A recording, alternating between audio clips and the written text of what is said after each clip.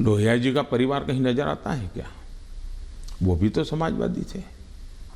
George Fernandes का परिवार नजर आता है क्या? वो भी समाजवाद थे। नीतीश बाबू हमारे साथ काम कर रहे हैं, वो भी तो समाजवादी हैं। परिवार कहीं नजर आता है क्या? ये समाजवादी लोग हैं। लेकिन ये लोग देखिए, पूरा परिवार, मुझे एक बार किसी ने चिट्ठी भेजी थी, मैं तो भूल गया आज।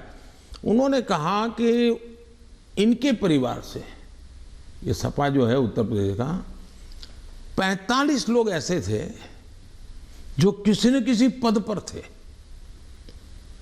एक ही फैमिली के 45 लोग। और किसी और ने मुझे कहा कि उनके पूरे परिवार में 25 साल की उम्र के करीब करीब सभी व्यक्ति को चुनाव लड़ने का मौका दिया गया है। क्या ये परिवारवाद का लोकतंत्र के लिए खतरा है? इसलिए मैं कह रहा हूं। तो अखिलेश और जयंत दोनों कहते हैं कि परिवारवाद सिर्फ उनकी पार्टी में नहीं, आपकी पार्टी में भी है। राहुल गांधी भी कहते हैं कि परिवारवाद से जुड़े मतलब सेकंड जनरेशन लीडर्स तो आपकी पार्टी में भी हैं।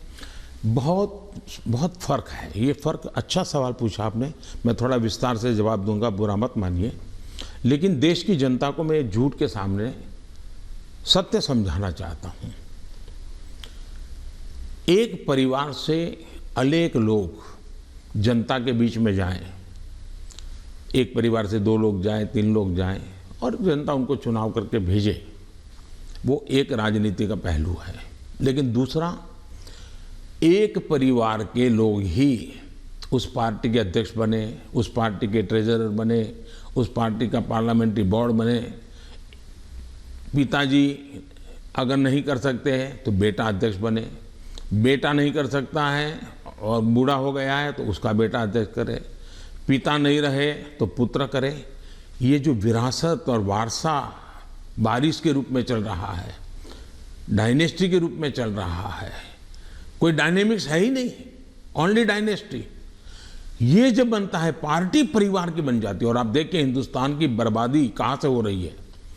जम्मू कश्मीर से शुरू करिए, 2 पार्टियां मेन रही वहाँ, दोनों परिवार की पार्टियां हैं।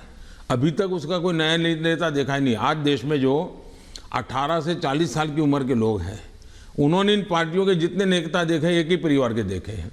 दोनों पार्टी, पंजाब में देखिए परिवार वाली पार्टी, आप हरियाणा में देखिए परिवार की पार्टी, उत्तर प्रदेश देखिए परिवार की पार्टी, झारखंड देखिए परिवार की पार्टी, आप तमिलनाडु में जाइए परिवार की पार्टी। ये परिवार ही पार्टी चलाता है। परिवार जो चाहे उनका भला। ये लोकतंत्र के लिए बहुत से बड़ा खतरा है। एक पार्टी के 2 लोग अगर एमएलए बन गए, एमपी बन गए, तो वो पार्टी परिवार की नहीं बनी है। और ये दोनों को फर्क समझना होगा। कोई ऐसा कह करके इतने बड़े पाप से भाग जाए, ये नहीं चल सकता है। और मेरा मत है, परिवारवादी पार्टियां लोकतंत्र का सबसे बड़ा दुश्मन है, क्योंकि लोकतंत्र के मूलभूत सिद्धांतों को ही वो नकारता है।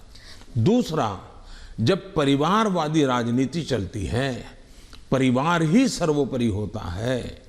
परिवार को बचाओ, पार्टी बचे या न बचे, परिवार को बचाओ, देश बचे या न बचे, ये जब होता है तब सबसे पहले कैजुअलिटी कौन सी होती है? परिवारवादी राजनीति में कैजुअलिटी कौन सी होती है? बेटा जैसा भी होगा लेकिन वही अगला अध्यक्ष बनेगा। तब सबसे बड़ी कैजुअलिटी टैलेंट की होती है। और सार्वजनिक जीवन में जितनी ज़्यादा अधिक टैलेंट आए बहुत जरूरी है। इसलिए राजनीतिक दलों का लोकतांत्रिकरण ये बहुत आवश्यक है। परिवारवादी पार्टियां नए अच्छे नौजवानों को राजनीति से आने से रोकते हैं। मान लीजिए कोई नौजवान है जिसको भारतीय जनता पार्टी में नहीं जाना है, लेकिन बाकी कहीं पर उसको जगह ही नहीं है, कहाँ जाएगा?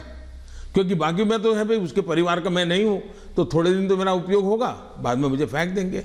मैं उनके काम आऊँगा तब तो चलूँगा, लेकिन मैं राज्य की भलाई के लिए काम करूँगा तो मैं नहीं चलूँगा। सब नौजवान डर रहे हैं सार्वजनिक जीवन में आने से। भारतीय जनता पार्टी को आ रहे हैं तो लोगों को लगता है कि भारतीय जनता पार्टी क्यों बढ़ रही है, क्योंकि लोकतांत्रिक तरीके से चल रही है। तो आप जब परिवार के बारे में बात करते हैं, स्पेशली पॉलिटिकल पार्टीज के जो पॉलिटिकल फैमिलीज हैं, तो कांग्रेस कह रही है जान के आपने जवाहरलाल नेहरू के स्पीचेस के बारे में, दोनों सदनों में जो आपने स्पीच दिए, राज्यसभा में, लोकसभा में, वहाँ पर आपने नेहरू जी के स्पीचेस पर बहुत तवज्जो दी और यही दिखाने के लिए कि नेहरू जी ने भी ऐसे काम किए हैं जिसके लिए आप उन्हें क्रिटिसाइज कर रहे थे। तो राहुल गांधी ने देर रात को मीडिया से बात करते हुए कहा कि I don't need a certificate from Modi ji about my great grandfather. तो अब ये फिर अब पूरा परिवार के ऊपर बन गया है कंट्रोवर्सी। हालांकि आपने जो एग्जांपल्स दिए थे वो परिवार के ऊपर नहीं था। पहली बात है, मैंने किसी के पिताजी के कुछ नहीं कहा है, मैंने किसी के दादाजी के लिए कुछ नहीं कहा है, नहीं मैंने किसी नाना जी के लिए कहा है, नहीं मैंने किसी की माता जी के लिए कुछ कहा है। मैंने देश के प्रधानमंत्री ने क्या कहा वो कहा है, और सरकार एक कंटिन्यूटी होती है, और इसलिए एक प्रधानमंत्री के ये विचार थे तब क्या स्थिति थी, आज के प्रधानमंत्री के ये विचार है क्या स्थिति है, और देश का ये हक बनता है।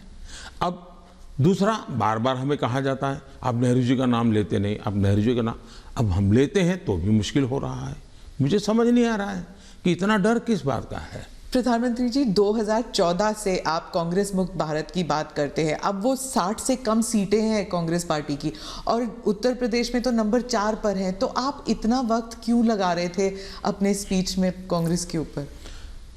पहली बात है कि देश की जो आज हालत है उसमें सबसे जिम्मेवार कोई मुख्य धारा है तो कांग्रेस की धारा है। इस देश को जितने प्रधानमंत्री मिले ना, उसमें से अटल जी को और मुझे छोड़ करके सारे प्रधानमंत्री कांग्रेस कुल के ही थे। इसके कारण देश में एक कांग्रेस की कार्यशैली ही राजनीति में एक प्रकार से मुख्य धारा बन गई। अब जब कांग्रेस की कार्यशैली, कांग्रेस की विचारधारा, कांग्रेस के पसंद नापसंद के आधार क्या है, संप्रदायवाद है, जातिवाद है, भाषावाद है, प्रांतवाद है, भाई भतीजावाद है, भ्रष्टाचार है, अगर यही इस राजनीति में मुख्य धारा में रहेगा तो देश का कितना बड़ा नुकसान होगा। और इसलिए मैं हमेशा कहता हूँ कि हमें, और जब मैं कांग्रेस मुक्त भारत कहता हूँ तब कांग्रेस की संख्या से मेरा लेना देना नहीं है। अब जैसे हम कम्युनिस्ट पार्टियों की आलोचना करते हैं, अब सत्ता में नहीं है, वो कहीं नजर नहीं आता, एक केरल में कोने में बैठे हैं, फिर भी वो विचारधारा खतरनाक है।